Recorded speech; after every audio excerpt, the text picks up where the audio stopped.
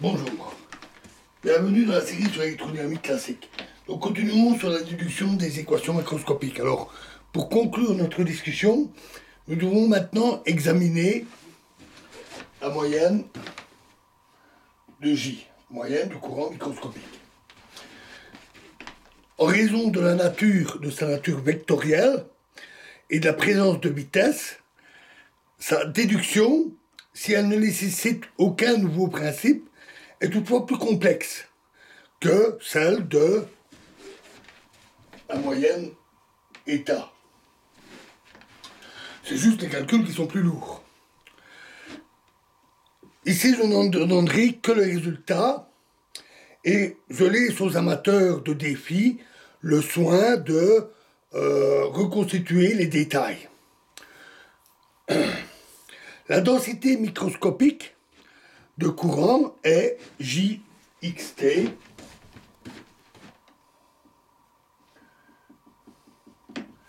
est égal à somme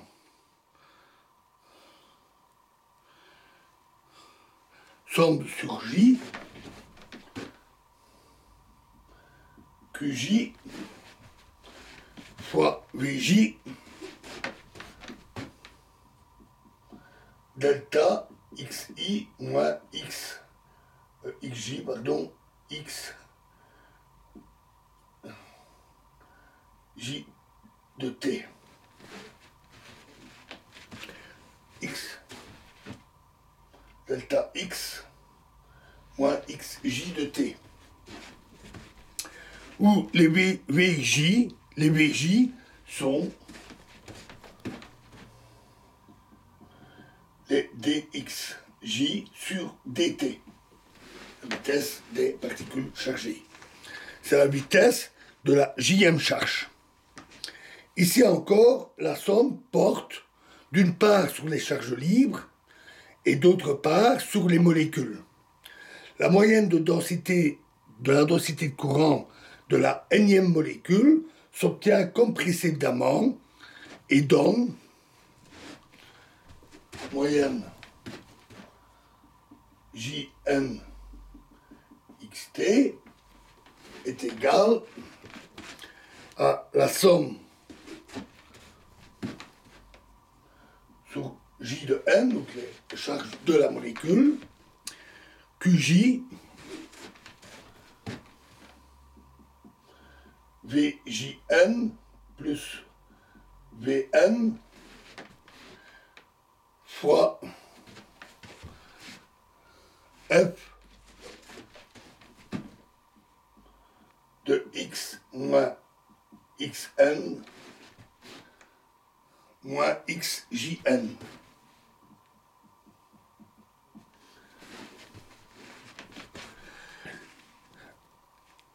En écrivant que la vitesse de la jème molécule est la somme d'une vitesse relative interne, VJN, et de la vitesse Vn égale dxn sur dt, vitesse de l'origine de la molécule, de l'origine au' de la molécule. J'ai supposé ici que les mouvements sont non relativistes. Dès lors, le raisonnement se réduit à des manipulations de vecteurs et de séries de Taylor. C'est la partie un peu rébarbative.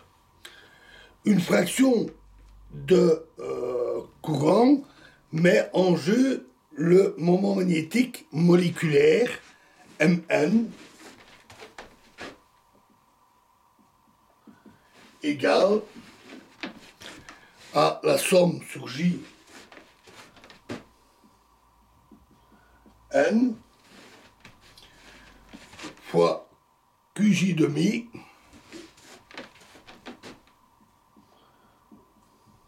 fois XJN croix VJN.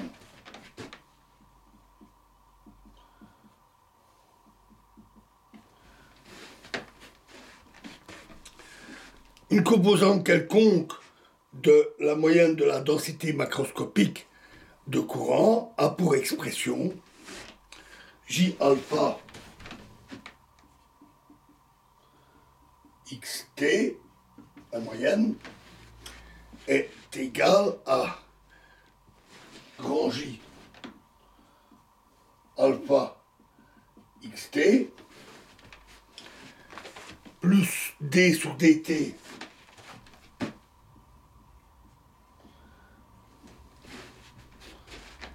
de d alpha xt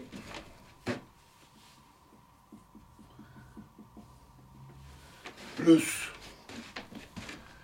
epsilon 0 e alpha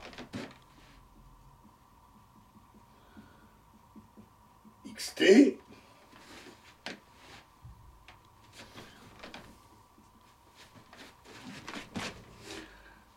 oui, c'est pas en vecteur parce qu'on prend chaque fois une composante, d alpha et e alpha. Plus somme sur bêta gamma de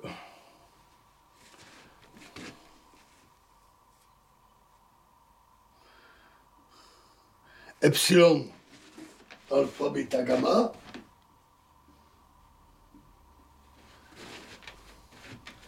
fois d sur dx bêta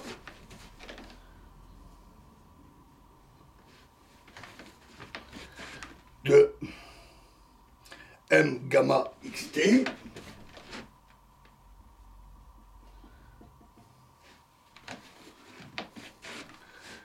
plus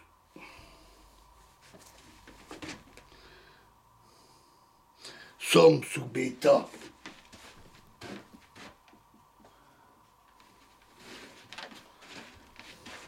de d sur dx bêta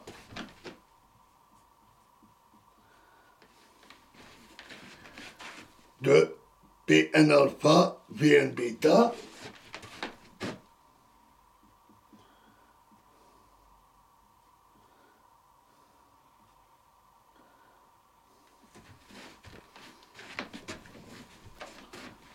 composante moins Pn bêta Vn alpha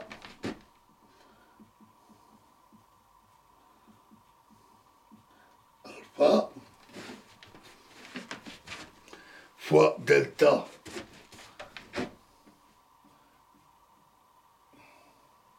x moins xn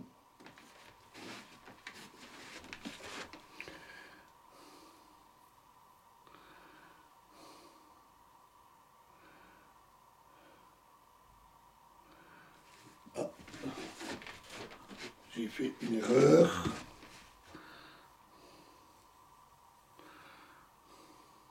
Non.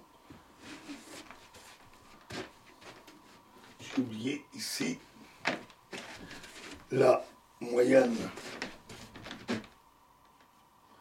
somme sur les n de la molécule, d'une molécule, et moyenne moins 1/6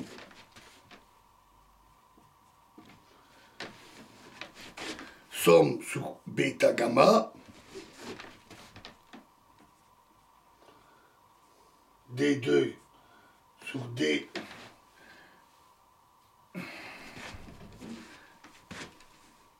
x bêta x gamma dx gamma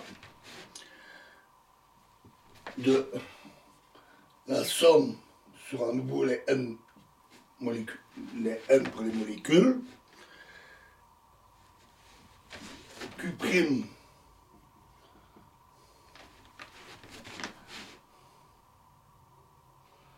n alpha bêta xn gamma moins Q' alpha gamma fois Vn, non, c'est bêta, gamma bêta xn alpha fois delta x moins xn moyenne, plus des termes d'ordre plus élevé. Alors, les grandeurs qui n'ont pas encore été définies figurant dans cette équation passablement effrayante, hein, ce sont la densité de courant macroscopique, JXT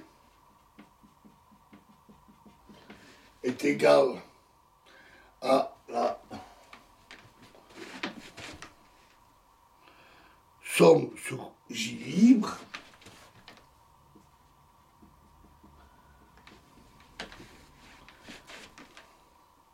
donc c'est la moyenne de somme sur J libre des QJVJ delta x moins xj plus somme sur n les molécules de Qn Vn delta x moins xn. Et l'autre grandeur, c'est la magnétisation macroscopique. M xt est égal à la moyenne sur la somme n molécules de Mn delta x moins xn. Alors si les charges libres possèdent en outre des moments magnétiques intrinsèques,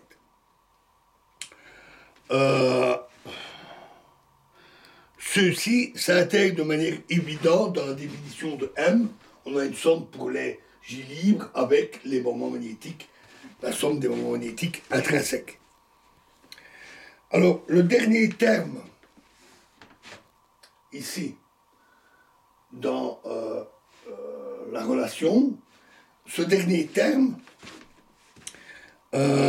qui contient les moments moléculaires électriques et les vitesses moléculaires, n'a pas d'interprétation immédiate, sauf dans des cas particuliers dont on va parler rapidement. Et nous verrons la suite dans la prochaine vidéo. Je vous remercie.